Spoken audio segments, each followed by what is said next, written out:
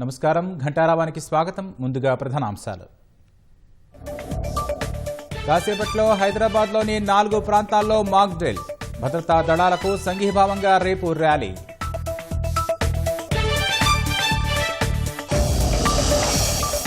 సైన్యంతో మనమంతా ఉన్నామన్న సందేశమిద్దామన్న సీఎం. అక్రమంగా ఉంటున్న పాక్ బంగ్లా పౌరులను అదుపులోకి తీసుకోవాలని సూచన. ఆపరేషన్ సింధూర్తో ఉగ్రవాదులకు బుద్ధి చెప్పిన భారత్. జైషే, లష్కరే, హిజ్బుల్ స్థావరాలపై బాంబుల వర్షం.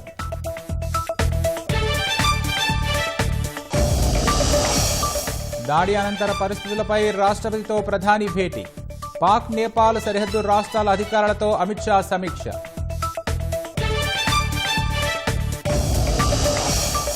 జస్టిస్ యశ్వంత్ వర్మ నివాసంలో నోట్ల కట్టలను నిర్ధారించిన సుప్రీం కమిటీ.